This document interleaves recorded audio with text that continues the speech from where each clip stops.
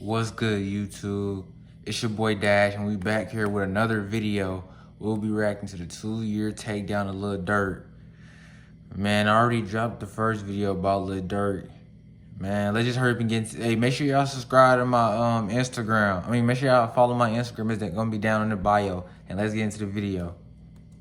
In the early hours of October 24th, 2024, U.S. Marshals arrested Lil Durk in Broward County, Florida while trying to flee the country. Lil Durk, the rapper Dang, he was trying to get out. He know he did something bad if he was trying to get out the country.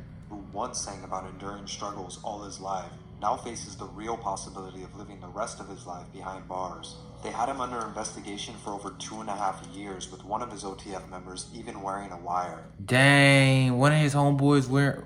Bro, you can always say, oh, it won't happen to me, it won't happen to me until it do.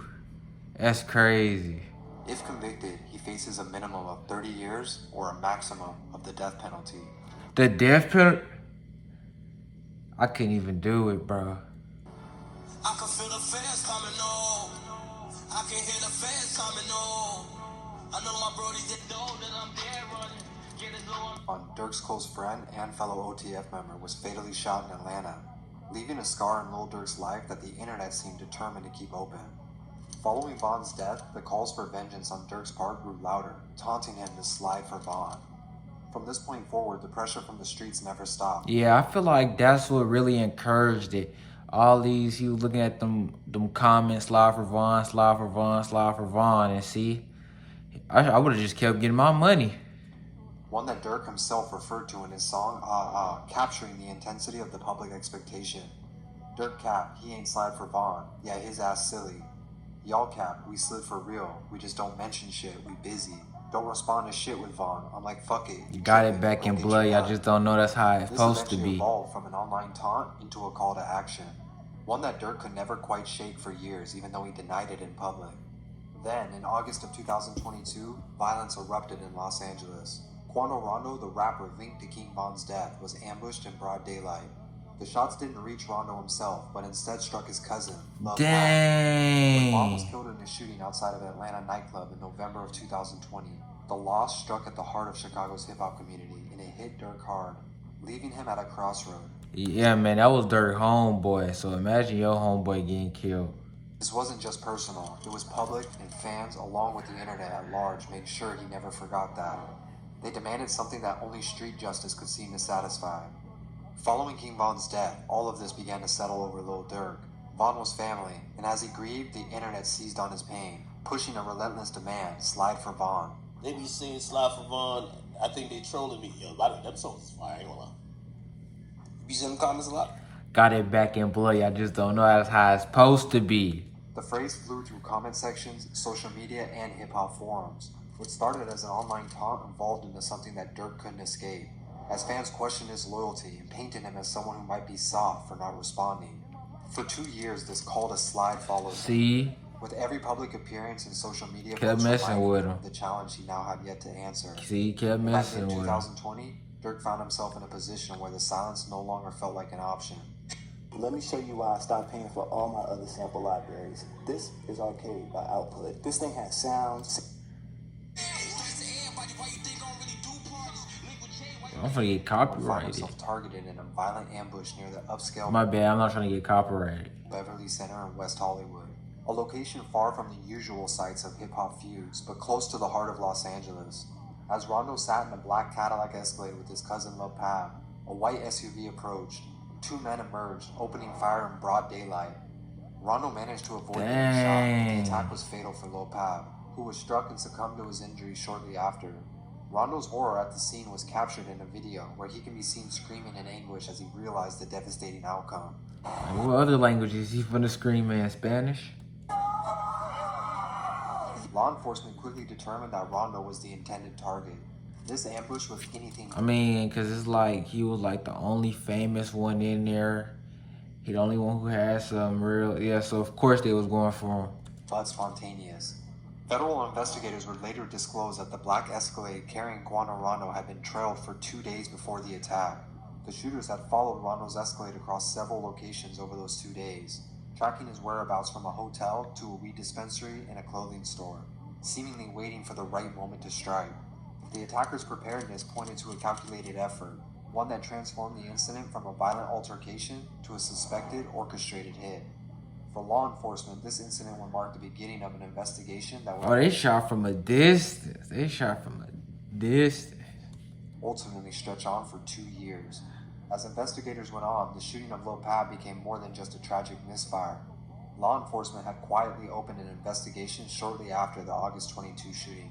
At the time, however, no one was officially linking the ambush to Lil Durk, and publicly, Lil Durk remained silent about the shooting, not even referencing it in passing. But behind the scenes, authorities began combing through the digital evidence, including cell phone records and iCloud data.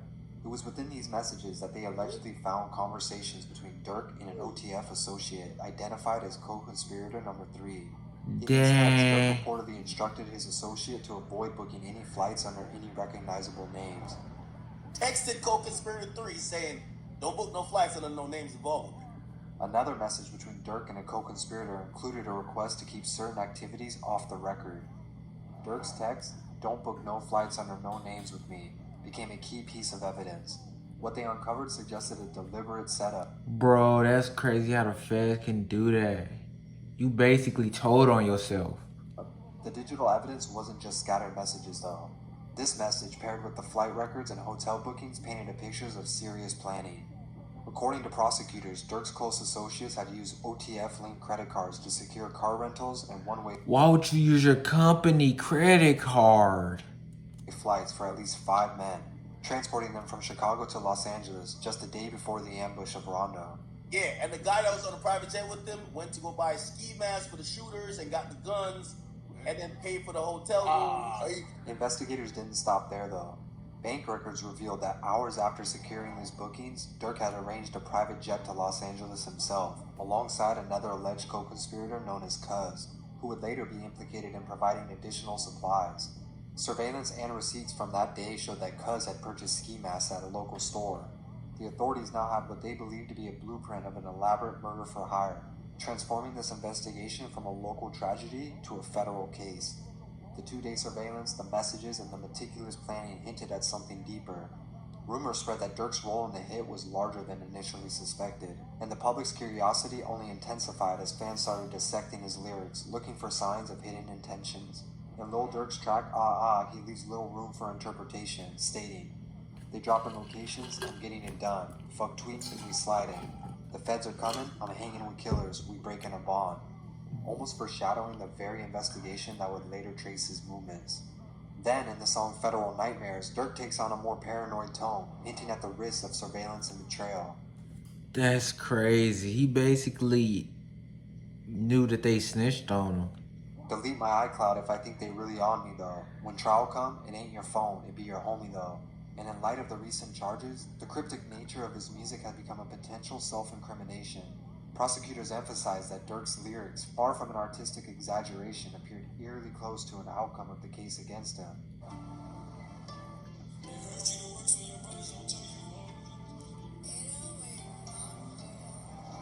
In the early hours of the day, he would learn that 5 key members of his OTF crew had already been arrested. Kayvon, Bonnie Grant, Deontay Boogie Houston had all been taken into custody, with each of these individuals reportedly being involved in the planning or executing aspects of the plot. On learning about this, Durk reportedly arranged multiple commercial flights, each one seemingly intended to throw off law enforcement.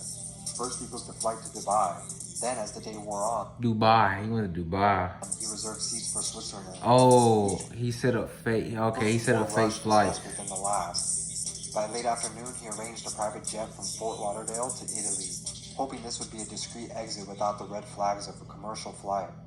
Federal agents, however, were closely monitoring his movements. They had been gathering evidence and tracking him down for over 2 years, and now they allegedly had informants embedded in OTF as well. When he ultimately reserved a private jet bound for Italy at 9 p.m., the FBI was quick to act, receiving word of his plans by late afternoon. By 6:40 p.m. that evening, they deployed agents to intercept him before he could reach the Miami airport. The chase ended hours later when agents caught up to him en route to his final escape flight.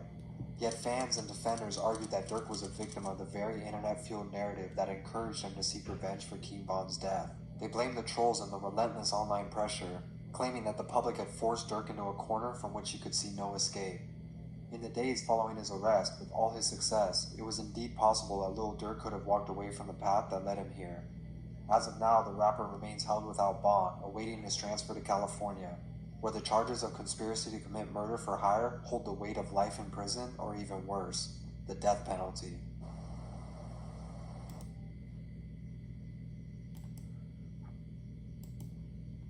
Alright guys, that was the end of the video, man.